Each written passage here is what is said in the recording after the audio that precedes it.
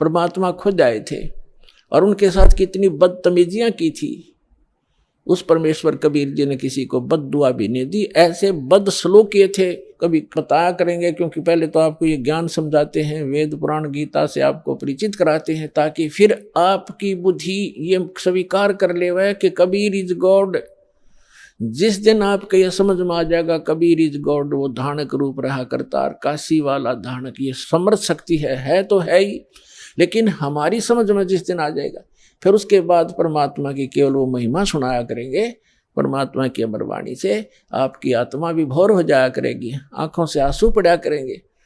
और उसके बावजूद इतना कुछ तंग किया मालिक को, उनकी कथा कभी सुनते हैं पढ़ते हैं तो आंखों से आंसू नहीं रुकते, कलेजा फटने को हो जाता है।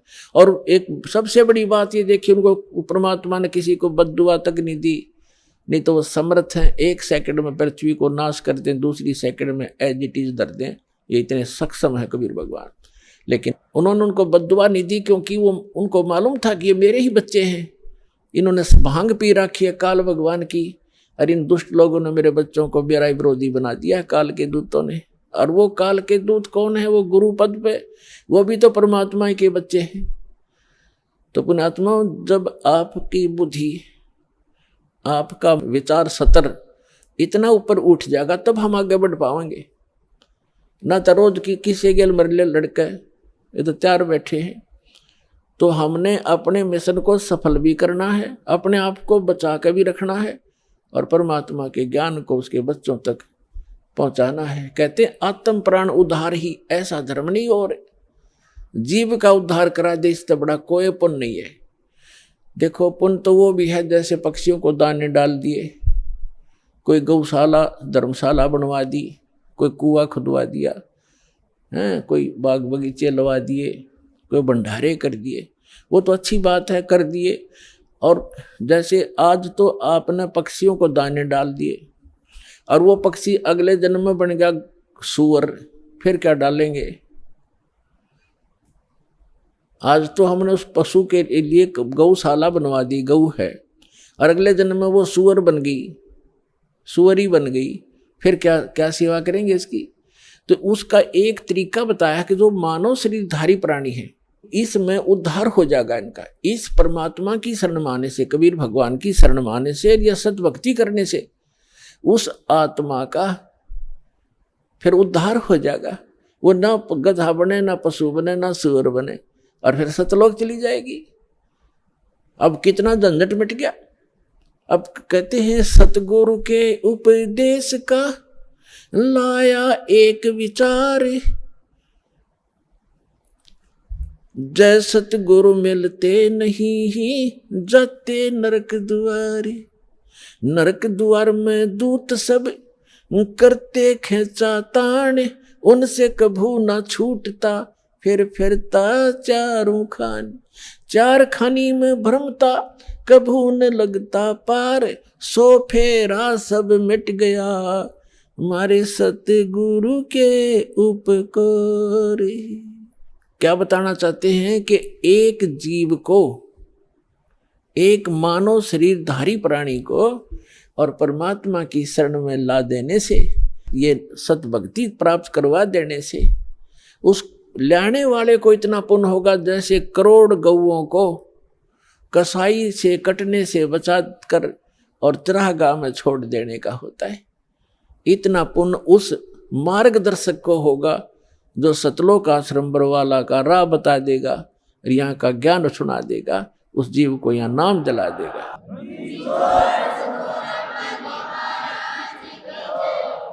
तो फिर उसके बाद कहते हैं उस भक्त का सारा बाईपास निकल गया, सतगुरु मिल गए, सतगुरु की उपदेश का लाया एक विचार, और जय सतगुरु मिलते नहीं हम जाते नरक द्वार। नरक द्वार में दूत सब फिर करते खेचा ताण, उनसे कभू ना छूटता फिर फिरता चारों खान।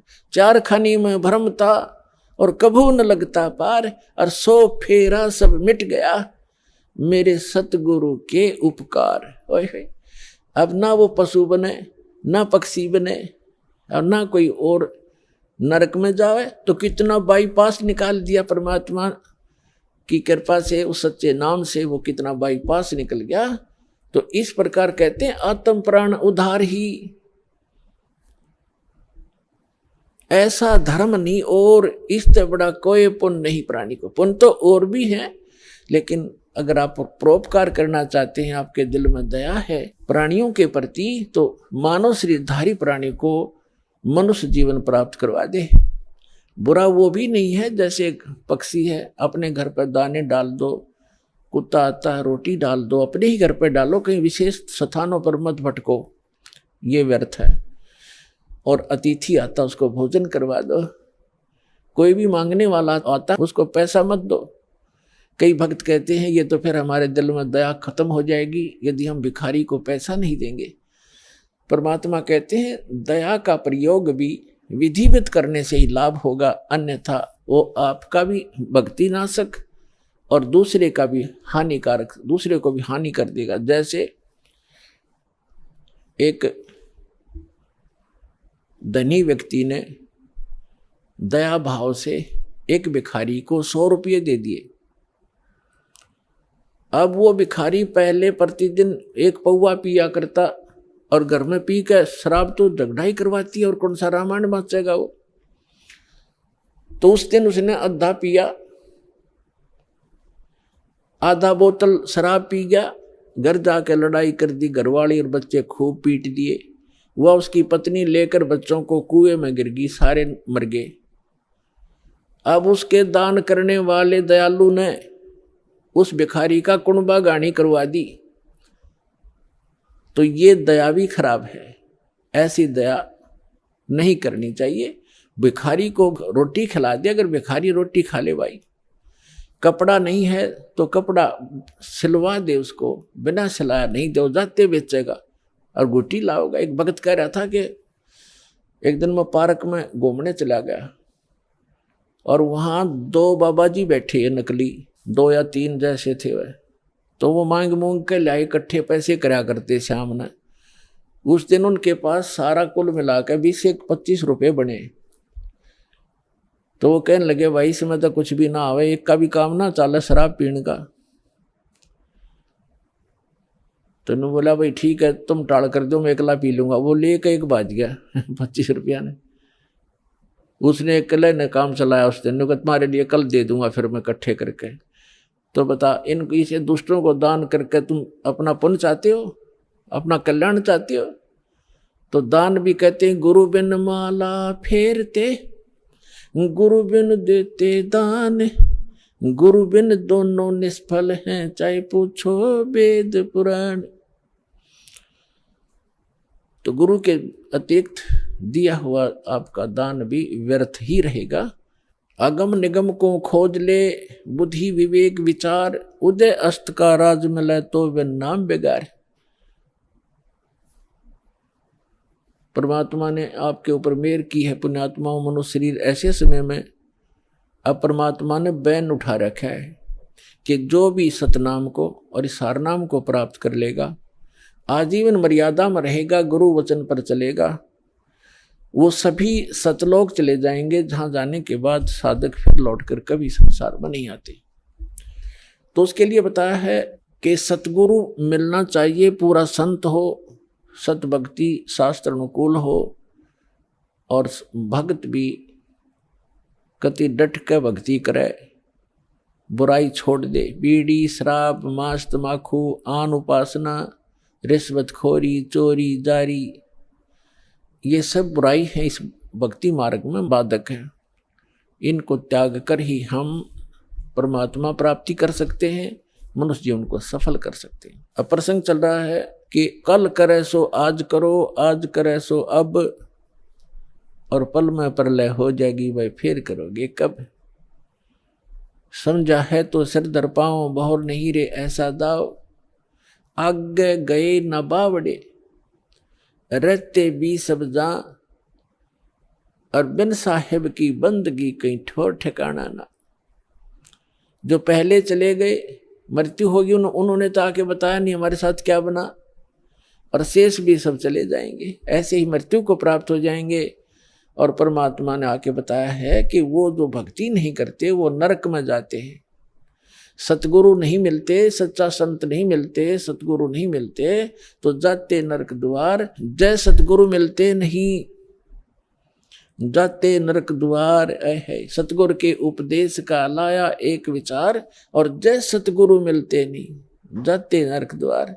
नरक द्वार में दूत सब करते खेचा ताण, उनसे कभू ना छूटता फिर फिरता चारों खान। चार खानी माने ये अंडरज, जेरज, उद्बुद, ये 4 प्रकार से जो उत्पत्ति प्राणियों की होती है, ये 84 लाख प्रकार के प्राणियों का जो जीवन होते हैं, इनको 4 खानी 4 विभागों में बांटा है, 4 डिवीजन बनाई है इनकी। और 4 खानी में भ्रमता कबू ना लगता पार, सो फेरा सब मिट गया मेरे सतगुरु के उपकार।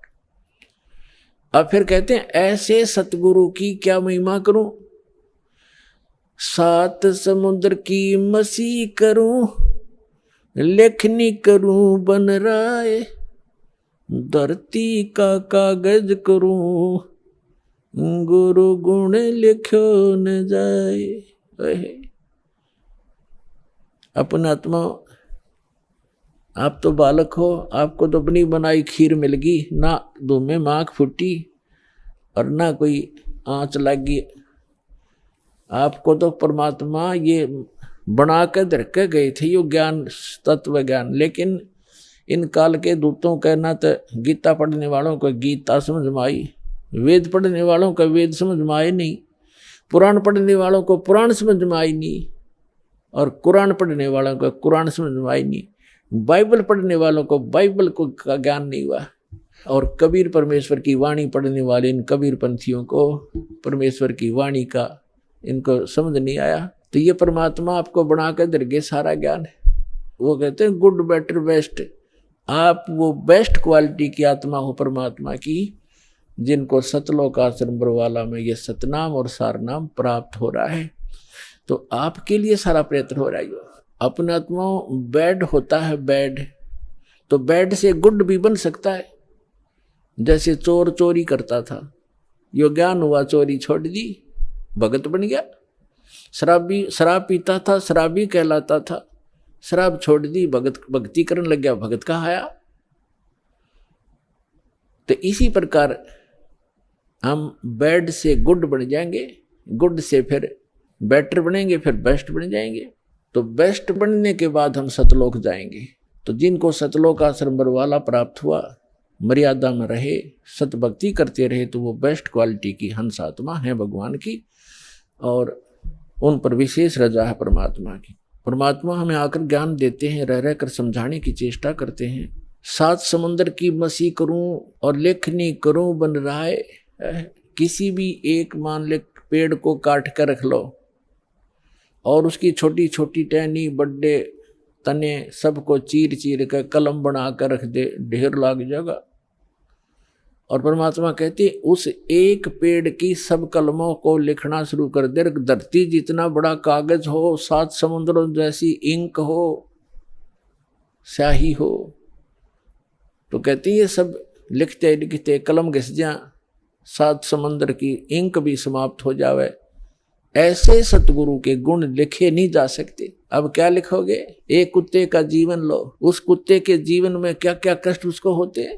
सारी रात तो भौंकता है, उसकी एक स्वभाव बना रखे, सारी रात भौंक के उसकी आंख कट्ठी हो जा, भूख लगे जोर की, और सुबह वो क्या करता है, किसी का दरवाजा खुलता है गली में, ऐसे देख देख कर सीधा भागता है किधर, रसोई से महक आ रही होती है उसको, कोई बासी टुकड़े की, या वैसे ताज़ा बना रहे हो तो दाव लगाकर रसोई में घुसने की चेष्टा करता है। अब रसोई में कौन घुसने दे उसके, या तो लठ मारेंगे या फेंक कर मारेंगे, कोई ना ठहरता है। एक घर में गया, उसका लठ लग गया, फिर ट्या ट्या करता हुआ दूसरे में गया, दूसरे में गया, दूसरे में उसका भाग, उसने कोई टूक मिला, फिर जूत मिला, और उसमें भी लठ लग गया, तो फिर भूख तो उसको लगी है, वो फिर कहाँ जाता है, बाहर खेतों जंगल में जहाँ लोग फ्रेश होकर आते हैं, वहाँ जा करके फिर वो गोबर खाता है। और पहले वो मनुष्य जीवन में प्लातून बना फिरा था, कहे से भी ना समझ में आवा कि ये दुख हो जाएगा आपके जीवन को। तो पुण्यात्मा सौभाग्य आपका, आपका बात समझ में आ गई कि जो संतों ने वचन बोले वो सारे साचे हैं। और आपका कल्याण हो गया। तो इस प्रकार उन दुखों को याद करके और लिखा जाए। तब कहते हैं परमात्मा, सतगुरु के सजदा करूं ये कर्म छुटाए कोट। और जो ऐसे सतगुरु की निंदा करे फिर जम तोड़ेंगे ओठ। परमात्मा अपनी महिमा बताते हैं और अपने दास को जो भेजते हैं उसके बारे में बताना चाहते हैं कि सतगुरु के सजदा करूं, कुर्बान हो जाऊं उस संत के ऊपर जिसने कर्म छुटाए कोट। बीड़ी, शराब, मांस, तमाकू, भूकी, सुल्फाब, गांजा, भांग और ये चोरी, जारी, बुराई, बकवास छुटवा दी जो हम सने पड़े थे गंदों में, निर्मल किया और फिर सतनाम दिया। कहते हैं सतगुरु के सजदा करो ये कर्म छुटाए कोट। और ऐसे संत की जो निंदा करे कहते फिर जम तोड़ेंगे होठ। यम के दूत ऐसे मारेंगे लठ, होठों पर लगे चाहे सिर में लगे, वह आगा पीछा नहीं देखेंगे ऐसे व्यक्तियों के। तो यहाँ परमात्मा कहते हैं गुरु मानुष कर जानते, ऐसे संत को कहते हैं मानुष मत गिनना। वैसे तो पुण्यात्माओं भगवान तो भगवान ही होता है और वो भगवान वो परमात्मा स्वयं भी आते हैं एज ए गुरु एक लीला करने के लिए। और जब वो स्वयं आए थे उसमें हम यही मार खा गए थे ना। 64 लाख से सोना एक गरीब आदमी का, एक झोपड़ी में बैठ के कपड़ा बुनने वाले व्यक्ति के 64 लाख सेस हो जाना, ये एक अजूबा है जैसे हमारी बुद्धि काम करती होता है। लेकिन उस समय परमात्मा जिसको भी नाम देते थे, आशीर्वाद देते थे, उनके दुख दूर हो जाते थे, भूत भाग जाते थे। कहते हैं सतगुरु दो चावै सो कर ही, 14 कोट दूत जम डर ही, ऊत भूत जम त्रास निवारे और चित्रगुप्त के कागज पाड़े। ये समर्थ कबीर भगवान है। ये आपके ऊत भूत किसी प्रकार का भी आपके ऊपर 3 ताप का दुख हो, प्रेत बाधा हो, पितृ बाधा है या कोई जिंद बाधा है। अब प्रधानमंत्री के सामने फिर चोर कैसे रुकेंगे? उसके साथ तो बहुत घने बॉडीगार्ड होते हैं। तो जो भक्ति ना करके शरीर छोड़ के वो भगवान के चोर हैं। जिन हर की चोरी करी और गए राम गुण भूल, ते बिदना बागुल किए रहे उर्द मुख चूल। तो ये परमात्मा ऊत भूत जम त्रास निवार है। यम के दूत भी निकट नहीं आ सकते। कहते सतगुर शरणा आए के। और धर्मराज डर कैसा? धर्मराज कहते ये नौकर हैं यम के दूत जो आकर सताते हैं, चाहे प्रधानमंत्री हो, मृत्यु के बाद बक्कल तार देंगे, पकड़ के ले जाएंगे, टीटवी गले से पकड़ लेते हैं, बाजू पकड़ लेते हैं, घसीट कर ले जाते हैं। जिसके पास भक्ति धन नहीं उससे यम के दूत नहीं डरते। और समर्थ साथ नहीं है तो कबीर परमात्मा ये समर्थ भगवान है, अनंत कोट ब्रह्मांड के स्वामी हैं। तो यह बताते हैं सतगुरु की शरण में आकर फिर धर्मराज का भी डर नहीं, यम के दूत की तो बातें छोड़ो तुम। तो पुण्यात्मा उस झोपड़ी में बैठे व्यक्ति का और कपड़ा बुनने वाला और उसके 64 लाख से सो जाना, और हमारी समझ में नहीं आए कि ये भगवान है। गले नहीं उतरी कि यूं भगवान हो सकता है। और भगवान सिंगाड़ा होया करे जिसका सींग शांग लग रहे हो या बंदूक बंदाख ले रखी हो। अरे जो दुख आप पर आपत्ति आई और दूर कर दी मालिक ने, और ऐसी भक्ति दी, आपका सारा सुख दे दिया। सब जो भी शरण में आए थे गिनती नहीं कर सकते इतने सुख दिए दाता ने। और लेकिन उन सिरफरों के बकाए हुए ये कह दिया करते न, यो तो वैसे सिद्ध पुरुष है, कोई सिद्धि शादी जानता है, ये भगवान थोड़ा ही हो सकता है। हम मान्य करते भगवान श्री राम और श्री कृष्ण, जिसके हाथ में तीर, सुदर्शन चक्र और हनुमान जी के पास गदा और माता ले 8 हाथों में हथियार, तो हम इसे ईशान भगवान मानना थे। यह बुद्धि पर पत्थर पड़ रहे थे, इसी कारण से हम फेल रहे। तो हम उसी समय इसलिए मार खा गए कि हमने भगवान को भगवान नहीं माना।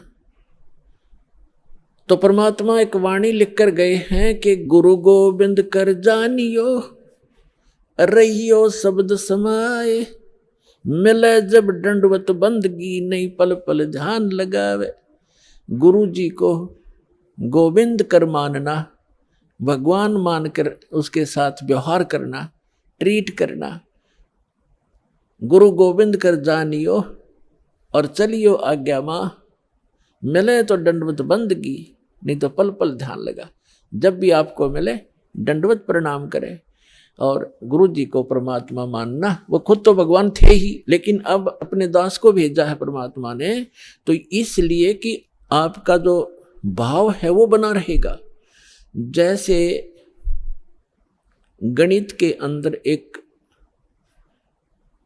प्रश्न आता था ब्याज का, ऋण का, तो उसमें मूलधन ज्ञात करना होता था। मूलधन तो होता था वो करोड़ों और अरबों रुपए का। उस करोड़ों और अरबों रुपए के मूलधन को प्राप्त करने के लिए मानना पड़ता है, मान लीजिए मूलधन 100 रुपये। वो 100 रुपये मूलधन नहीं है, लेकिन वो सपोज करना पड़ेगा उस प्रॉब्लम को सोल्व करने के लिए। तो ये समझ लेना पुण्यात्माओं, परमात्मा की वाणी है कि गुरु गोविंद कर जानियो और रहियो आज्ञा माही, मिले तो दंडवत बंदगी, नहीं पल पल ध्यान लगाए। अब जैसे आप यहाँ से जाओगे शरीर छोड़ के, ये तो छूटेगा, आपको मालूम है सबको। हम चाहते तो नहीं है कभी मृत्यु हो, लेकिन यह तो होगी वो मालिक के आधार पे है। अब तो आप भक्त हो गए, आपकी मृत्यु तो भगवान कबीर साहब के हाथ में है। आप कहोगे तब होगी, कई बार कह लोगे जब होगी।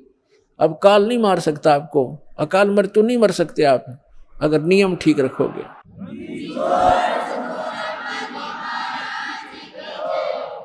तो ये तो हमने यहां से जाना पड़ेगा।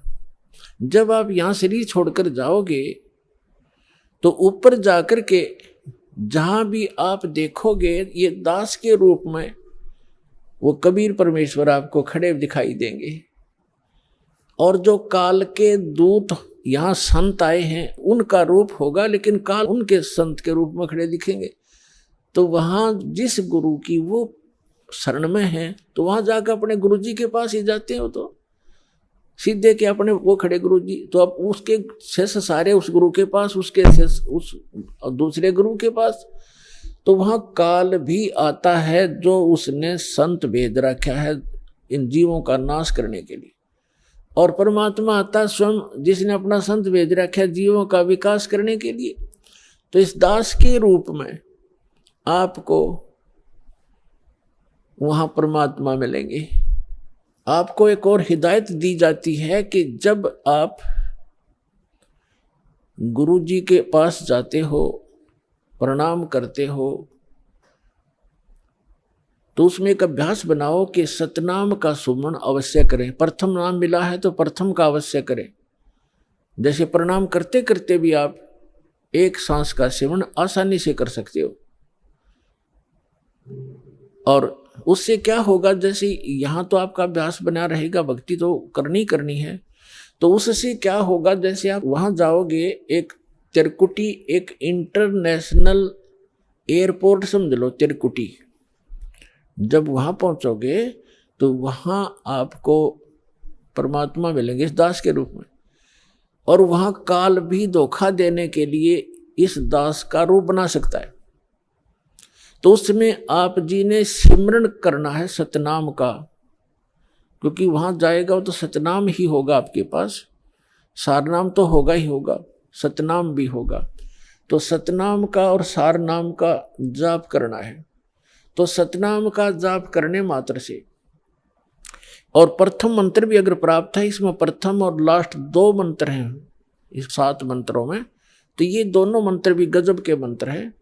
इनका भी जाप करने से क्या होगा, यदि सामने काल परमात्मा की बजाय स्वयं आकर के दास का रूप बनाकर खड़ा हो जाएगा, इस सिमरन से उसका तुरंत चेहरा बदल जाएगा, उसके ऊपर का आवरण हट जाएगा, उसकी वास्तविकता वो भूंडी शकल दिखाई देगी। फिर आप अपने आप दूर हो जाओगे, फिर इधर उधर देखोगे। अब थोड़ा सा एक प्रश्न सुनाते हैं आपको, क्योंकि सत्संग के अंदर बहुत से हिदायत देनी पड़ती है। तो ये सुमन करने से भी अगर शकल नहीं बदलती है तो आपके ओरिजिनल गुरुजी और ओरिजिनल गॉड है। एक समय एक चंद्र विजय नाम का राजा था, उसकी इंद्रमती नाम की एक रानी थी। और वो बहुत भगतनी थी भगवान की। पिछले जन्म से, पिछले पुण्य से ही अच्छी आत्माएं राजा बनती हैं, रानी बनती हैं। और इतना सुख होकर के भी जो परमात्मा की तरफ में, भगवान की भक्ति में लगे होते हैं, वो पुण्यात्मा विशेष होती हैं। वो माई जो है उसने एक गुरु बना रखा था।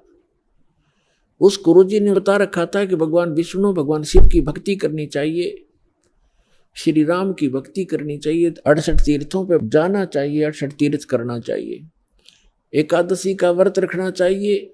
अब जैसे एक नियम है, कहते हैं धन चाहे तो दान कर और मोक्ष चाहे भज राम। तो हमने यहाँ इस काल के लोक में रहना है तो धन भी चाहिएगा और राम भी प्राप्त करना है, तो हमने दान भी करना है और सच्चा नाम भी जपना है। अब उसके गुरुजी ने बता रखा था कि बेटी, पिछले जन्म में तैने बहुत पुण्य कर रखे हैं, घने धर्म कर रखा है, जिस कारण से तू रानी बन गई। आगे ऐसी ही अच्छा जीवन प्राप्ति के लिए आप साधु संतों को भोजन कराया कर बेटा। वैसे तो आए अतिथि को भी भोजन करा दे, उसका भी पुण्य है, लेकिन भगत संत को भोजन कराने का न्यारा फल मिलता है। जैसे आपके पास पशु हैं, भैंस या गाय। एक भैंस या गाय है जो दूध देती है, और अन्य भी पशु हैं जो अभी दूध नहीं दे रहे, वो भी अपने पालने ही पड़ते। अब एक तो उस दूध ना दे रहे पशु को जो चारा दिया जाता है, आहार खिलाया जाता है, वो भी हमारा कर्तव्य बनता है। लेकिन जो दूध वाले को जो चारा चराया जाता है, बिनौले खल आदि हम डालते हैं, तो वो तुरंत लाभ दे देता है। सुबह अच्छा भोजन कराओगे, चारा चराओगे, तो शाम में दूध घना पाओगे उसके। तो इस प्रकार संत और भक्त होते हैं दूध वाले, और अन्य जो अतिथि आते हैं जो भक्त नहीं, भक्त है तो अच्छी बात है ना, तो वो भी एक कर्तव्य जानकर हमने उनको भी अवश्य भोजन कराना चाहिए और आदर सत्कार, आतिथ्य सत्कार से कराना चाहिए। लेकिन साधु संतों का भोजन कराया हुआ अत्यधिक लाभ देता है। अब साधु संत भक्त भले ही वो शास्त्र विरुद्ध साधना कर रहे हैं, लेकिन पूर्व जन्म के वो पुण्यकर्मी प्राणी हैं, वही भटक रहे होते हैं। कोई लाल पीले कपड़े पहनता है, कोई दाढ़ी बढ़ा लेता है, कोई मूंड मुंडा लेता है, कोई तिलक लगाता है, जैसा भी उसको मार्गदर्शक मिल गया, क्योंकि उसको परमात्मा चाहिए, चाहे किसी भी भेख बनाने से मिल जाए, वो परमात्मा की तरफ तड़प रहा है। ऐसे को व्यक्ति को भोजन कराने से विशेष लाभ होता है, क्योंकि अब तो साधना ठीक है नहीं, लेकिन पूर्व जन्म की कमाई उसकी है, और वो भक्त भगवान का विशेष प्यारा होता है। चाहे आज वो किसी की पूजा कर रहा है, लेकिन वो भगवान कबीर साहब का ही बच्चा है। तो इसलिए ये एक नियम है। इस नियम के आधार से उस संत ने अपनी शिष्या इंद्रमती से कहा था कि बेटा, साधु संतों को भोजन कराने से अगले जन्म में भी तू रानी बन जाएगी। अब इनको ज्ञान इतना ही था कि रानी बन जा, रानी कितनी बार बनेगी, फिर गद्दी भी तो बनेगी वो एक दिन। वो समस्या इनका समझ में नहीं आ रही थी, अकिया भी पड़े गले में। ठीक है, जितना उनको ज्ञान था उस रानी को ज्ञान उसने दे रखा था। अब वो अपने गुरु जी के बताए मार्ग पर कति दृढ़ थी। अब क्योंकि वो ऐसी पुण्यात्माएं कबीर साहब के बच्चे हैं। परमात्मा कहते हैं, दो जन मेरी शरण है, ताका हूं मैं दास, और गेल गेल ला गया फिरूं, साथ साथ फिरता रहता हूं जब तक धरती आकाश। आपको बहुत बार बताया, क्योंकि ये दातंग मार्ग है पुण्यात्माओं। आपने केवल कथाएं सुनी हैं, ये राम कृष्ण की, सुदामा और कृष्ण की, बेलनी और राम की, राम रावण की लड़ाई, महाभारत का युद्ध, ये भी एक इतिहास है, लेकिन ये अध्यात्म मार्ग नहीं था। अब ये है संपूर्ण अध्यात्म मार्ग ज्ञान, इसको बहुत प्रकार से समझाना पड़ता है। अब रानी ने जो भी गुरुजी ने बताया था उस पर दृढ़ होगी, और उसने ये सोचा कि भी साधु संतों को भोजन कराना अनिवार्य है। उसने एक अपना नियम बना लिया कि मुझे भूल ना पड़े, मैं प्रतिदिन संतों को, जितने भी आसपास संत हैं, 2, 4, 10 कम से कम एक को तो भोजन करा कर ही मैं प्रतिदिन आहार किया करूंगी। तो उसने अपने नौकरों से बोल दिया कि आसपास जो भी जंगल में कोई साधु संत हो उनको प्रार्थना करके आओ कि डेली यहाँ भोजन करके जाएं, और जो यहाँ नहीं आ सकते उनको वहां पहुंचा कर आओ। अपने हाथों रोटी बनाती रानी होकर, चाहे 10 संत आते, चाहे 5 आते, चाहे 20 आते। तो ये सिलसिला शुरू था। एक बार क्या हुआ कि कुंभ के मेले का कोई ऐसा संस्कार हो गया। कुंभ के मेले पर हरिद्वार में चले गए सभी साधु संत पर भी लेने के लिए, और पैदल आना जाना होता था तो 10-15 दिन का प्रोग्राम उनका बनता ही बनता था। कोई भी संत उस क्षेत्र में रहा नहीं। अब रानी को पता चला कि साधु आए नहीं, पता करके आओ। पता करके आए, साधु नहीं थे, कोई है नहीं, सब चले गए, सबकी झोपड़ी खाली पड़ी है। पता चला कि वो तो तीर्थ भ्रमण पर चले गए। तो रानी ने प्रण कर रखा था, प्रतिज्ञा कर रखी थी कि जब तक खाना खिला लूंगी संत को मैं आहार नहीं करूंगी। 1 दिन बीत गया, 2 दिन बीत गया, रानी थी भूखी गड़ी रही नहीं थी। 3रे दिन तो वह कति आंखें बंद करने लगी, अब मरूंगी। उसके पति ने भी समझाई तो क्यों अपना जीवन नाश करे, खा ले 2 रोटी। वो साधु आओ फिर जमा दिए कि बिजली गिर गई, पर ने बोली नहीं मर जाएंगी पर मैं भोजन नहीं खाऊं। अब उस पर दुख देखा नहीं जाता, उस परम पिता पे। द्वापर के अंदर परमात्मा करुणा में नाम से आए हुए थे, यही कबीर भगवान, वो समर्थ परमात्मा, अमर पुरुष। चारों युग में आते हैं परमात्मा। कहते हैं सतयुग में सत सुकृत कह टेरा, त्रेता नाम मुनिंदर मेरा, द्वापर में करुणा में कहाया, और कलियुग नाम कबीर दराया। चारों युग में आया हूं मैं परमात्मा कहा करते। तो द्वापर में वो करुणा में नाम से आई हुई थी। अब उसने देखा या मरेगी बोली भगतनी, एक साधु रूप बना के परमात्मा वहां दूर सी आते दिखाई दिए राजा के महल की तरफ ही। रानी ने कहा अपनी नौकरानी से कि बांदी है दासी, यदि तू अपनी रानी का जीवन चाहती है तो देख ले कोई साधु संत तुझे दिखाई दे जा, नहीं तो आज शाम तक तेरी रानी प्राण छोड़ देगी। अब वो दासी दुखी होकर के ऊपर चढ़ गई महल की अटारी पर, और वो कहाँ देखा बेचारी, उसने क्या देखा कि सामने एक संत रूप में, सफेद कपड़े, दाढ़ी बड़ी हुई, सिर पे छोटे छोटे बाल हैं, आ रहा है एक सिंपल सा साधु, गले में माला टांग रखी। दाता ने थोड़ा ईसा दिखाया कि जानो महात्मा सा भी जच्चा है ना, तो हम महात्मा उनको मानते हैं जिनकी दाढ़ी बढ़ रही हो, लंबे लंबे बाल हो, तिलक ला रखा हो, 5-4 माला डाल रखी हो, बिंदी बैंदी टिक्की ला रखी हो। तो परमात्मा ने इसीलिए वो थोड़ा सा वेशभूषा सी बना रखी थी। वो नौकरानी स्पीड तक नीचे आई और रानी से कहा कि एक महात्मा सा नजर आवा है, कपड़े तो लाल हैं नहीं पर सकल साधु जैसी लगती है, कहो तो लाऊं बुला के, अकेला बहन ले आ जैसा भी हो। अब वो नीचे गए, इतने परमात्मा भी महल के निकट सी आ गए। नौकरानी ने प्रणाम किया और कहा महाराज आपको हमारी रानी याद कर रही है। परमात्मा ने पूछा आप कौन हो? कि मैं नौकरानी हूं।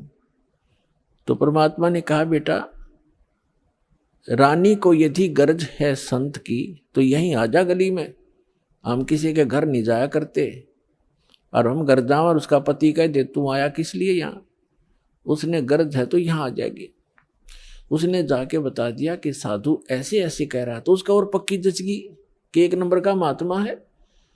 नहीं तो नो कोई कह देगा अपना रानी बुलावा, ये तो बाछड़ू की तरह भाग्य आकर बच्चे की तरह पैसे के लालच में अच्छा हलवा मिल जाएगा, और वो उड़े डिट गए। अगर रानी को गरज है तो यहाँ आ जाएगी बेबे। रानी ने कहा मेरा पकड़ हाथ, मुझे सहारा दे, नौकरानी ले चल, मुझे ऐसे महापुरुष के दर्शन करा दे, मर जाऊंगी तो भी अच्छा ऐसे संत के दर्शन करके। ऐसा दर्द आदमी आज पहली बार सुन रहा हूं। तो रानी को ये कहने वाला कि यहाँ आ जाएगी जब गरज पड़े तो। क्योंकि पिछले संस्कार से ही ऐसे भाव उत्पन्न हुआ करते हैं साधु भक्तों में।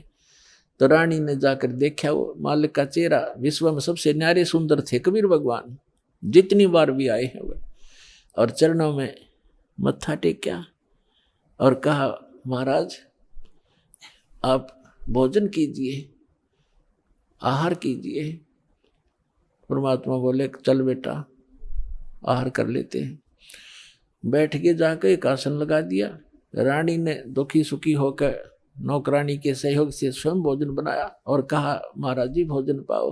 तो परमात्मा ने कहा, बेटा आप इतना कोई रोग है आपको क्या, इतनी अक्षीण कैसे होगी? तो उसने सारी कहानी बताई कि मैं प्रतिदिन एक साधु को भोजन करा के भोजन करती थी। संत रहे नहीं क्योंकि वो कुंभ के मेले में स्नान के लिए चले गए। आज तीसरा दिन आ गया महाराज जी, आप ना आते तो आज मैं मर जाती। जब भोजन बना के परमात्मा के पास रखा तो कहा परमात्मा ने कि बेटी मेरा शरीर भोजन करने का नहीं है, मैं तो खाऊं या ना खाऊं मैं सदा एक रस रहता हूं। तो रानी बोली, जी ठीक है, भोजन नहीं खाओगे तो मैं भी नहीं खाऊंगी, मरना मंजूर है मुझे, मरना ही मुझे उचित है, मैं अपना जो है ना प्रतिज्ञा नहीं भंग कर सकती। तो परमात्मा ने कहा कि ला बेटा, कहते समर्थ इसी को कहते हैं जो चाहे सो कर दे। मालिक ने भोजन करा, फिर उससे पूछा, बेटा ये जो आपको ये हठ किसने बताया? रानी ने कहा कि मैंने अब गुरुजी बना रखे हैं, हमारे गुरु बहुत अच्छे हैं। परमात्मा ने पूछा, क्या साधना करते हो? कि श्री विष्णु जी की, श्री शंकर भगवान की, शेरा वाली माता की, जो भी वो करती थी, एकादशी का व्रत करती हूँ, तीर्थों पर भी जाती हूँ, ऐसे करती हूँ। फिर परमात्मा ने अपना ज्ञान समझाना शुरू किया, लेकिन वो रानी जो थी वो ज़्यादा भावुक होते हैं श्रद्धालु। जैसे ये दास प्रारंभ में इन अन्य पंथों वालों को कहा करता था, जो भी आ जाता था संपर्क में सत्संग सुनने, कि भाई आपका नाम गलत, आपका गुरु पूरा नहीं है, आपकी साधना गलत है। ये राधा स्वामी, धन धन सतगुरु, जय गुरुदेव वाले और ये तो सारे निरंकारी वाले ये आते थे जो सुनकर सत्संग है। जब ये दास उनको ये सच्चाई बताता तो बेदक जाते, उठ कर चले जाते कि ना आप तो निंदा करते हो, किसी संत की निंदा नहीं करनी चाहिए, पाप लगता है।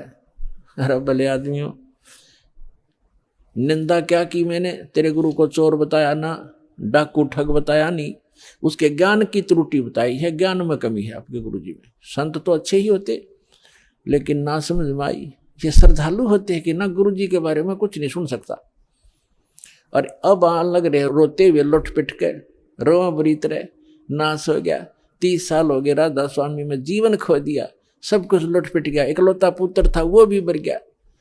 बता, अब टिंडे ले लो राधा स्वामी में, धन धन सतगुरु में। अब साची के 6 माह में गुस्सा होते थे। और यहाँ का इतिहास देख लो, सन 1994 से जो जुड़े हैं आज उनके ठाठ देख लो, और उनके घर में कोई दुर्घटना हुई तो आप पूछ कर देख लो, लाखों की संख्या में भक्त हैं। तो भगवान की शरण न्यारी होती है।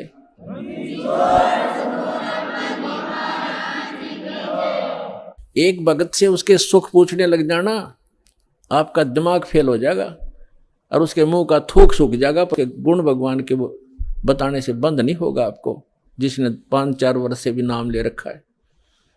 ये समर्थ है, पूर्ण परमात्मा है, इसलिए दास ये रे हो रहा आपके लिए कि किसी प्रकार आपके समझ में आ जा कबीर इज गॉड। दास का काम पूरा हो, फिर तापा डूंडा पाट जाएगा, परमेश्वर में एक ही रस हो जाएगा कुछ दिनों में। तो रानी क्या कह रही है? परमात्मा ने बताना शुरू किया, बेटा आप विष्णु की पूजा करती हो, विष्णु जी की, कहाँ जाओगे? बता आपके गुरु ने, जी स्वर्ग में जाऊंगी। स्वर्ग में कितने दिन रहोगे?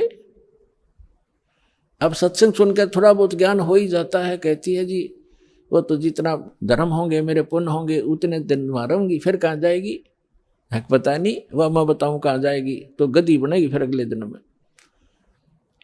अब यह बात उसका उत्तर नहीं गला। परमात्मा ने बता, जो साधना आप कर रही हो, पुण्य कर रहे हो, दान कर रहे हो, ठीक है, रानी भी बन जाएगी और स्वर्ग भी चली जाएगी, फिर पशु योनि में भी कंपलसरी जाएगी। और ये आपके विष्णु जी भी नाशवान, आपके शंकर जी भी नाशवान, आपके ब्रह्मा जी भी नाशवान। तो कहते थर पकड़ थर होई, अमर की साधना करने से अमर पुरुष की तो अमर हो सकते हो, तुम नासवानों की भक्ति करके और स्थायी होने की कुचेष्टा करती। अब वो रानी कहने लगी, मुंह बना लिया रानी ने, इंदुमती ने, कि महाराज जी ये संत है ना, ये एक दूसरे की निंदा कराया करें, और मेरे गुरु जी के बारे में देखो आप कुछ ना कहियो, जो मेरे लिए तो भगवान है। परमात्मा बोले, बेटा अगर गधे ने कोई गाय को है और गधी को कोई ये बताओ ये गधी है गाय नहीं है बेटी, और वो नौकर मेरी गाय को गधी क्यों बताता है, तो दुख नहीं मान्या करते, उसकी जांच करे सचमुच क्यों कहा इसने ऐसी कड़वी बात। लेकिन वो नहीं मानी। अपने आत्माओं अपने बच्चों तक पहुंचने के लिए परमात्मा ने कितना प्रयत्न करना पड़ता है, इन काल के दूतों ने उलझा दिया।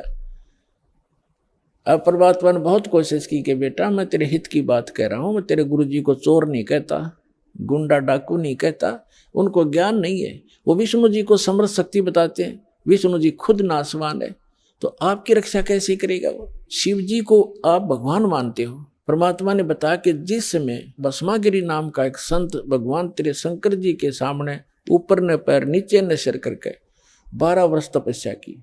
आपने पढ़ा होगा पुराण में, कहाँ जी पढ़ रखा है, सुना है, पढ़ा भी है। और जो भस्म कंडा शिव से मांग लिया और भगवान शिव को मारने की चेष्टा करने लगा वो भस्मासुर, तो भगवान शिव जी ने क्या किया, भाग्य थे ना वो, तो वो अविनाशी हैं, जिनको तो अविनाशी मान रही, उनसे तू रक्षा की बाट देखे, सुरक्षा, वो आप सुरक्षित नहीं। अब बात सारी साची, पर गुरु जी के बारे में सुनना कति पसंद नहीं, वो पिछला रंग चढ़ रहा कसूता। तब परमात्मा ने कहा बेटा मान से मत मान, देखो मैं वैसे अपने आप को भगवान कहें तो कोई ना कतिये ना मानने जनता। परमात्मा ने कहा कि जिस भगवान की मैं भक्ति बताता हूँ वो अजरो अमर है, उसकी भक्ति करने से आपकी आयु भी बढ़ जाएगी, जो मंत्र मैं दूंगा, और जो मंत्र आप जाप करते हो इससे आपकी उम्र ना बढ़ सकती ना घट सकती, और हम जो मंत्र देंगे उससे आपकी जितनी आयु आप चाहोगे वो बढ़ जाएगी। तो वो फिर भी ये कहती है जी इस तरह की बातें तो ये संत आपस में खूब जानते हैं, मुझे तो अपना गुरु बिल्कुल मेरे हृदय में समा रहे हैं। तो परमात्मा ने कहा ठीक है बेटा, साच कहूं जग माने नहीं और झूठ कही ना जाई हो, और ब्रह्मा विष्णु शिव जी दुखिया जिन ये राह चलाई हो। तो परमात्मा ने कहा कि ठीक है बेटी मैं चला, मान जाए मत मान, मेरा फर्ज था तेरे को सच्ची बात बताने का, और आज से तीसरे दिन तुझे सर्प डसेगा, तीसरे दिन तेरी सर्प के डसने से मृत्यु होगी, ना तेरा गुरु बचा सकेगा, ना तेरा विष्णु, ना तेरा शंकर जी बचा सकेंगे, और ना तेरा भक्ति यो मंत्र बचा सकेगा। और न्यू कह के महाराज जी उठन लगे, चरना पड़ गई। अब मौत दिखे है ना, जब जच्चा खाई बूढ़ी बन गया दे।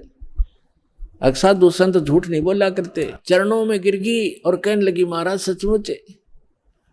परमात्मा बोले तीसरे दिन आगे तेरी शेष आयु नहीं है और 83 लाख योनियों में जाएगी तू। फिर बोली महाराज जी फिर क्या करूं मैं मंत्र दूंगा बेटा, मंत्र जाप करिए और उस गुरु जी से बात भी मत करिए, जो दुश्मन है तेरा। देश तो ते सारा मर जा पर अपना नंबर ना हो, इतना कोई दिक्कत नहीं। जब अपना नंबर आता दिखा ना, जब घी बंद है जीव की, तब सारी मान ली। ठीक जी जैसे आप कहोगे न्यू कर लूंगी, और मन में सोच रही कि देखूंगी तीसरे दिन क्या होगा। दीक्षा ले ली और गुरुजी ने बताया कि बेटा तीसरे दिन काल आवेगा और मेरे रूप में आवेगा। अरे एक ध्यान रखना, जो मैंने आपको मंत्र दिया प्रथम, जब वो निकट आवे तो पहले आप इस मंत्र का जाप करके और फिर प्रणाम करना।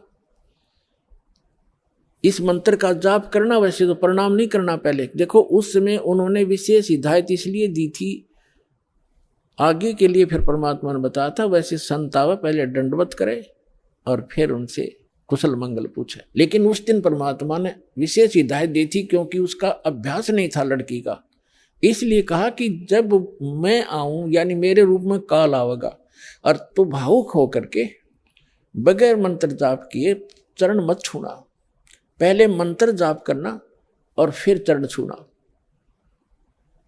अब रानी ने किसी को बताया नहीं। ने सोचा क्या पता सच्ची है कि झूठी है। ठीक अगले दिन के 1 बजे के आसपास परमात्मा के रूप में काल गया, करुणामय के रूप में, और कहा इंद्रमती कहाँ है बेटा। अब इंद्रमती ने देखा गुरुजी आगे, लेकिन वह बात उसके हृदय में गड़ रही थी। गुरुजी ने ये भी बात कही थी, तो उन्होंने प्रथम मंत्र सिमरण कर दिया।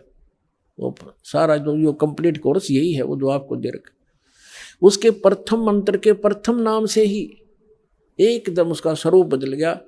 और ऐसी विकराल चेहरा, लंबे दांत और मोटी मोटी आंख, बेहुद्दी सी विकराल सी शरीर दिखाई दिया। तब उस काल ने देखा कि तेरा तो इसने आवरण उतार दिया। न बोला अब तब बचगी तू, तेरे पास मंत्र जबरदस्त है, तुझे फिर देखूंगा। अब रानी का जान बची लाखों पाए और गुरु जी के 100 शुक्र मनाए।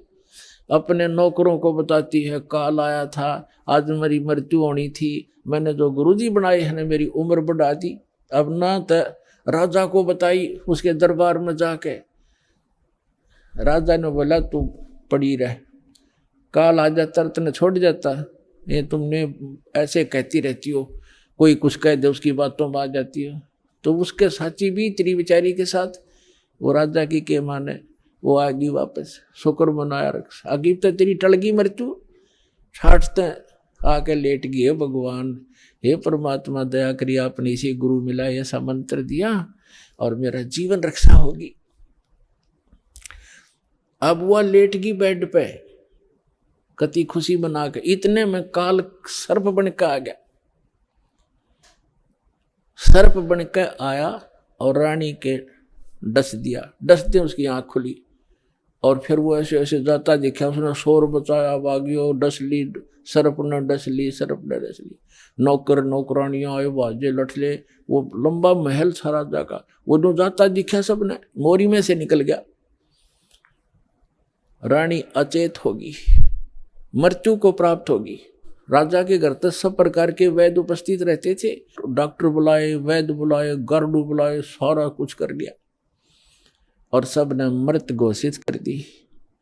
तब परमात्मा आ गए तो नौकर नौकरानियां कहने लगी, जिन देखे थे भगवान उस दिन, वो नौकरानियां कहने लगी महाराज जी आपकी शिष्या को सर्प ने डस दिया, तब सर्प से मृत्यु होगी। हाहाकार मच गई। तो परमात्मा ने एक बहाना सा करा, मंत्र सा बुदाया और कहा उठ बेटी, 1 सेकंड में रानी खड़ी होगी। बोलो सतगुरुदेव।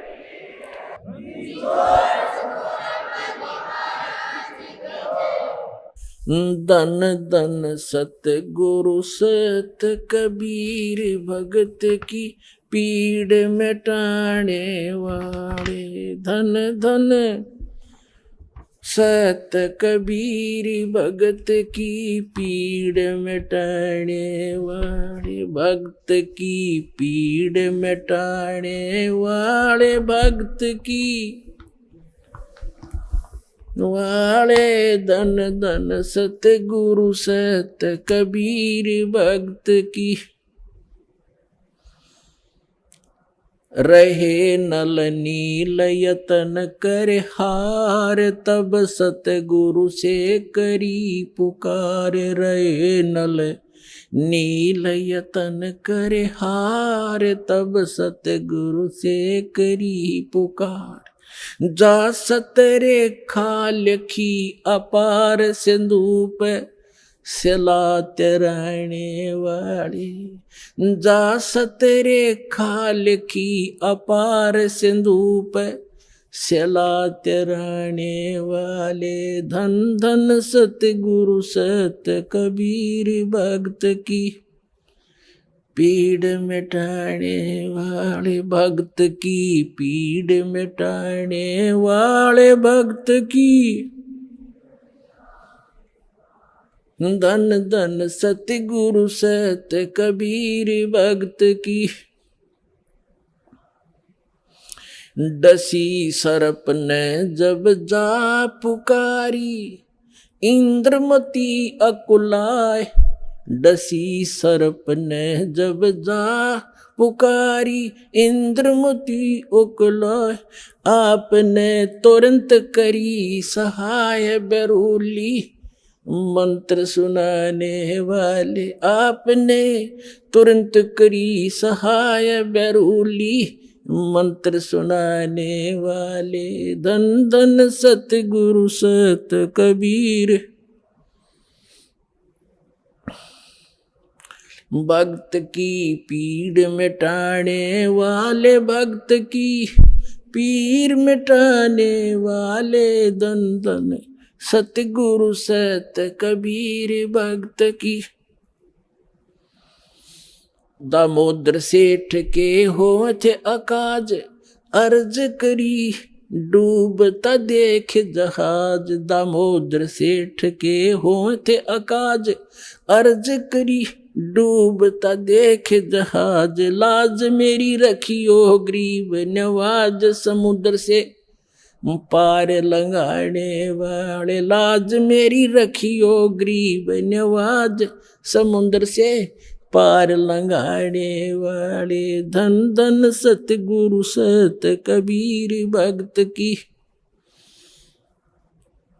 भक्त की पीड़ मिटाने वाले, भक्त की पीर मिटाने वाले। धन धन सतगुरु सत कबीर। कह कर जोर दीन धर्मदास, दरस दे पूर्ण करियो आस। कह कर जोड़ दीन धर्मदास, दरस दे पूर्ण करियो आस। मेटियो जन्म मरण की तरास, वो सत्य पद प्राप्त कराने वाली। मेटियो जन्म मरण की तरास, वो सत्य पद प्राप्त कराने वाले। धन धन सतगुरु सत कबीर, भक्त की पीड़ मिटाने वाले। भक्त की पीड़ मिटाने वाले, भक्त की पीड़ मिटाने वाले। धन धन सतगुरु सत कबीर, भक्त की भक्त की पीड़ मिटाने वाले, भक्त की पीड़ मिटाने वाले। धन धन सतगुरु कबीर, भक्त की। कह कर जोड़ दीन धर्मदास, दरस दे पूर्ण करियो आस। कह कर जोड़ दीन धर्मदास, दरस दे पूर्ण करियो आस।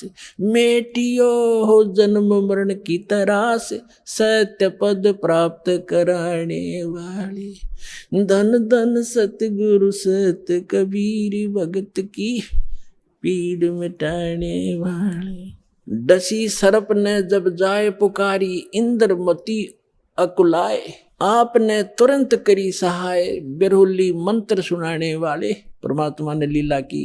रानी ने पूछा, महाराज ये कौन सा मंत्र था?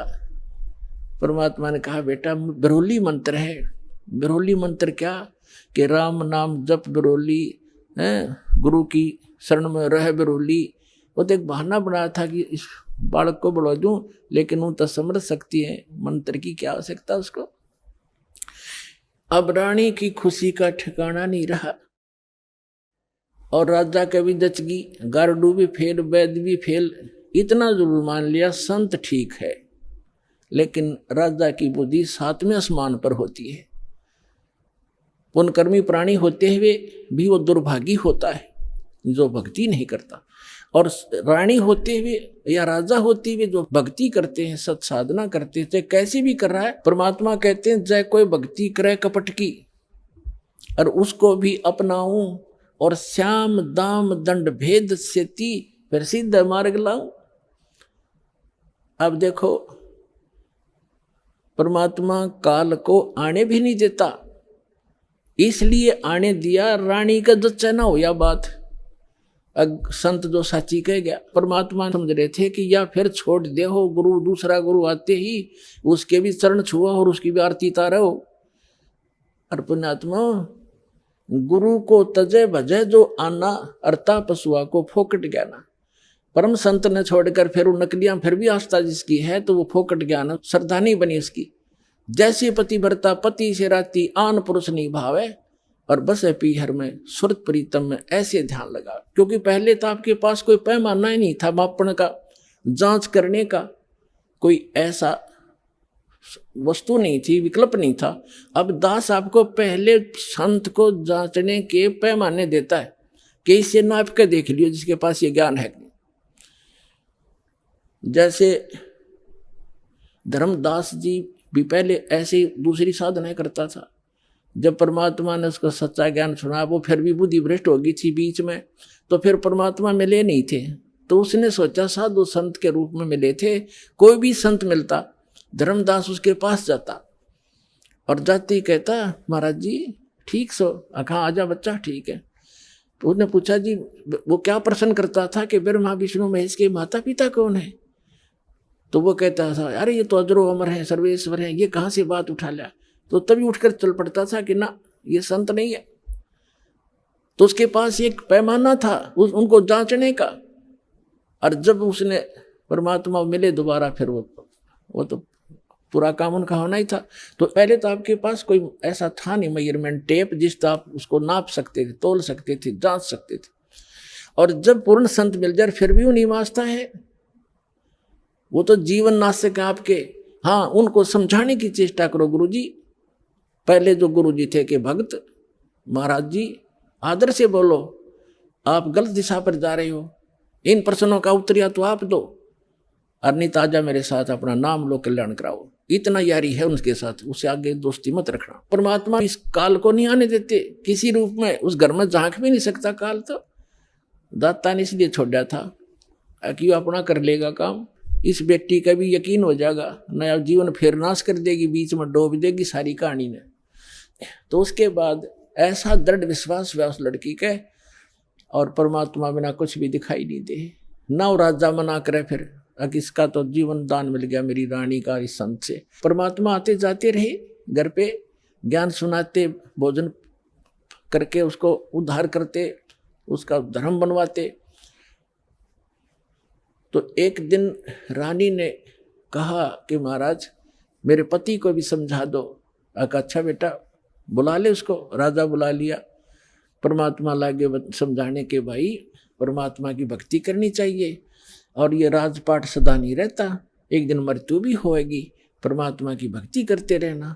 तो राजा क्या कहता है, महाराज जी देखो मैंने तो पार्टी अटेंड करनी पड़ती है, क्यों घुटी छुट्टी लानी पड़ती है, और मेरे पास समय नहीं है। लेकिन मैं आपकी चेली न मना नहीं करता, कितना या दान करो और कितना सत्संग करवा लो, मेरे बस की बात नहीं है भक्ति करना। परमात्मा ने समझा देखो राज भी करो भक्ति भी करो। भक्ति में क्या लगता है, आप पार्टियों में जाते हो, शराब मत पियो। वैसे तो साधु संत हो जाएंगे, पार्टी सुहावें को नहीं आपने, फिर भी किसी कारणवश जाना पड़ जाता है तो वहाँ काजू खाओ, किशमिश खा लो, भाई बादाम खा लो और सेब संतरे खा लो। ये शराब डंगा क्यों पियो। तो बहुत समझा, अग्नि महाराज जी मेरे बस की बात भी, फिर देखूंगा। कुछ दिन के बाद परमात्मा ने फिर प्रार्थना करी, बार बार रह कर समझाया, मान्या नहीं। लास्ट में ये कह दिया कि महाराज जी देख मुझे ना कहा करो आप, और आपकी चेली ने मैं मना नहीं करता, तो सारे खजाने लुटा दे, और मैं कति बाधक नहीं बनता इसके बीच, मेरे बस की बात नहीं। तो परमात्मा कहते कबीर पिछले पाप से हरि चर्चा ना सुहावे, और कह ऊँगे कह उठ चले ना और बात चलावे। तुलसी पिछले पाप ते हरि चर्चा ना भावे, जैसे जबर के बेग ते भाई भूख पैदा हो जा। तो जिसके पाप गणे बढ़ जाते हैं उन्हें राम नाम की मनुखा दाख भी कड़वी लगती है। जैसे जबरग्रस्त रोगी को मनुखा दाख सेब संतरे रोटी भी कड़वी लगती है, वो मीठी वस्तु भी उसको कड़वी महसूस होती है। बुखार ने उसके शरीर की व्यवस्था इतनी बिगाड़ दी। इसी प्रकार पाप कर्मों से ग्रस्त प्राणी इस परमात्मा की मनुखा दाख सेब को खा नहीं सकता। उसके लिए तरीका है, जैसे कुनीन होती है मलेरिया का नाश करने के लिए, और कुनीन भी कड़वी, बुखार को सेट करने के लिए जिससे कड़वी वस्तु लग, उसके लिए कड़वा ही खाना पड़ेगा, न चाहते हुए फांकी मारनी पड़ेगी, और उस कड़वी दवाई खाने से रोग नाश हो जाएगा, फिर वो मीठी लगने लग जाएंगी। इसी प्रकार ये सत साधना भगवान की कथा ना चाहते हुए सुनते रहना चाहिए, फिर वो रोग नाश हो जाएगा। कुछ पाप ऐसे होते हैं जो परमात्मा के सच्ची ज्ञान के सच्चे वचन से, परम संत के वचन से, मुख से बोले हुए वचन से वो शीघ्र नाश हो जाते हैं और फिर वो भूख जागृत हो जाती है भगवान की कथा की। ऐसे बहुत से व्यक्ति हैं शुरू शुरू में वो सुनते भी नहीं थे, अब आज 500 किलोमीटर से चलकर और 10वें दिन यहाँ आ जाते हैं। अब उनका पाप कर्म का बुखार उतर गया। अब परमात्मा ने कहा था कि बेटी आज तू 40 वर्ष की थी जब तेरी डेथ होनी थी। उसने कहा जी हाँ बिल्कुल ठीक 40 वर्ष की थी जिस दिन मेरे को सांप लड़ा, सर्प डसा। और अब मैं चाहूंगा जब मरेगी तू, काल नहीं मार सकता तुझे। अब वो रानी होगी 80-82 वर्ष की। वो 1-2 बार उसने खुद भी कहा महाराज अब मुझे तो भेज दो सतलोक, सारा काम हो लिया। परमात्मा बोले बेटी देख ले कोई पोता पोती में आस्था तो नहीं है तेरी, कार कोठी में, घोड़े कोठी में, दैया आस्था रहेगी ना ऊपर। यहाँ तो तू फॉर्मलिटी करेगी और ऊपर जाकर तो कति तेरी बार दिखाई देगी शीशे की तरह, फिर वो वापस पटकनी पड़ेगी। मैंने अगना जी आप तो अंतर्यामी हो, मेरे कोई मन में नहीं है, मैं तो कति फारे गोरी हूँ, अपने ज्ञान ऐसा दे दिया, मृत्यु तो होनी ही है, चलते हाथ पाँव हो जाओ और अच्छा है। तो जब वो 80-82 वर्ष की होगी तो परमात्मा ने कहा कि ले चल इंद्रमती सतलोक चलते हैं। चलो जी। अब परमात्मा अकेले आए थे और किसी को नहीं दिखाई दे रहे थे और इंदुमती को दिख रहे थे, वो चलेगी। औरों के देखने लगे रानी मर गई, क्या हो गया, पेरानी हार्ट फेल हो गया, कुछ भी कहते रहो, वह गई अपन उसको पता भी नहीं तो मरी है। तो मान सरोवर है ऊपर एक, यहाँ पर मान सरोवर है, उस मान सरोवर पर जाकर कुछ दिन के लिए इस जीव को वहां रखा जाता है। वहां रखने के बाद फिर इसकी भावना देखी जाती है ये अभी कितनी और कमजोर है। तो वहां जब मान सरोवर पर जा लिए उसमें स्नान कराया जाता है। कुछ आवरण जो गंध है हमारे आत्मा के मैल, वहां परमात्मा के मंत्रित जल से भी ठीक होते हैं। तो बाहर आकर बैठगी रानी स्नान करके और परमात्मा ने पूछा बेटा अब फिर देख ले कोई आस्था तेरे नीचे के लोक में तो नहीं किसी की, तेरी संपत्ति में। तो उसके मन में एक बात खटकेगी कि हे महाराज आपके ज्ञान से मुझे तो बहुत कुछ जानकारी होगी, लेकिन संसार की दृष्टि में जो मेरा पति है, अब तो मुझे अपने ओरिजिनल पति का पता लग गया। परम अक्षर ब्रह्म वो हमारा पति है, लेकिन शरीर का जो पति है वो बहुत बड़ी आदमी था, लेकिन उसकी नालायकी है मालिक, उसने भजन नहीं किया। लेकिन आज जो मुझे उपलब्धि हुई है उसमें उसका बहुत बड़ा सहयोग है मेरे पति का। उसने मुझे मना नहीं किया, यदि वो मुझे मना करता तो पत्नी तो अपने पति के विवश होती हैं, वो आपको भी प्रवेश नहीं करने देता समर्थ था और मुझे भी भक्ति से वंचित करा देता।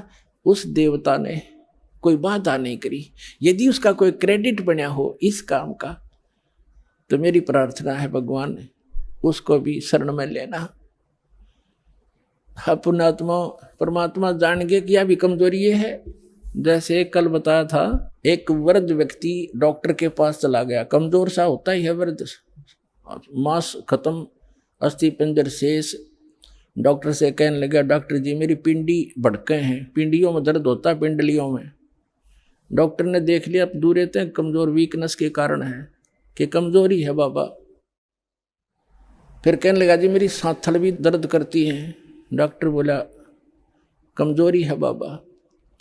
मेरे सिर में दर्द रहता है डॉक्टर जी। डॉक्टर बोला जी कमजोरी है। फिर बोला मैं खड़ा होता हूँ चक्कर सा आता है। डॉक्टर बोला कमजोरी है।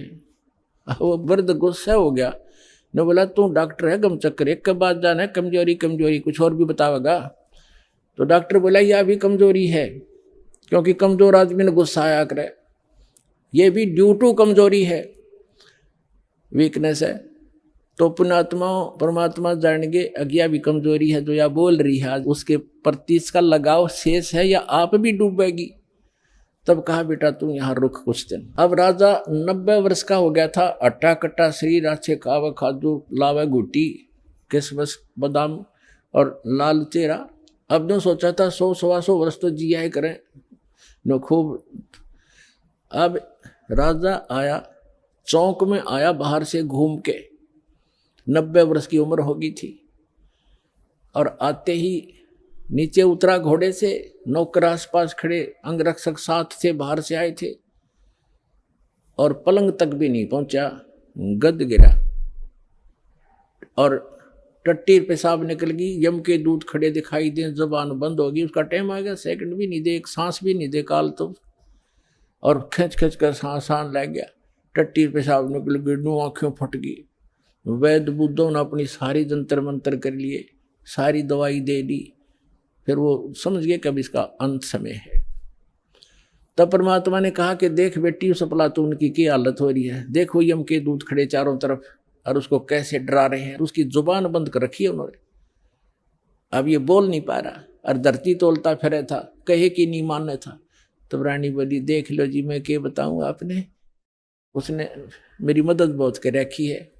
परमात्मा समझ गए कहाँ या के कहना चाहो है, तो कहने लगा बेटी मैं जाता हूँ। तो परमात्मा आकर प्रकट हो गए वहाँ उनके चौक में।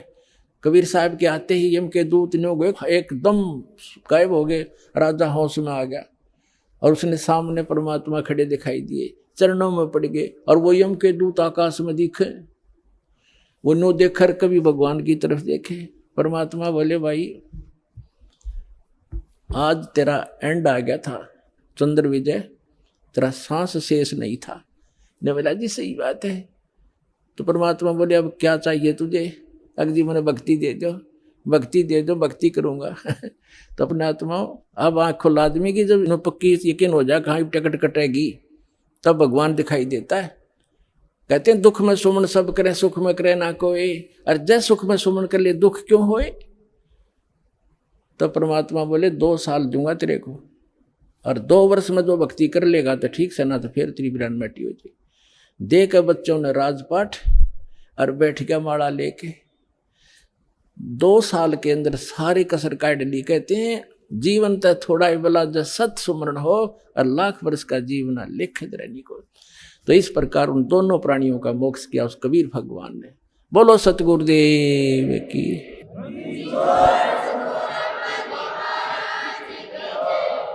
तो कबीर साहब कहते हैं भक्ति बीज होवे जो हंसा, और तारों तास के 71 वंशा। आपकी 101 पीढ़ी पार करेगा भगवान, ये सत्कर मान लियो, लगे रहना आखिरी सांस तक। बोलो सतगुरुदेव।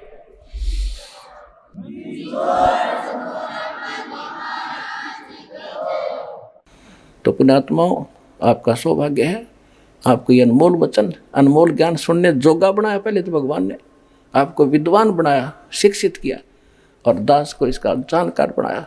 आज आपके रूबरू ऐसा बना दूंगा जैसे पहली का कहता हुआ, अगर वेद गीता और पुराणों को आप याद रखोगे। बोलो सतगुरुदेव।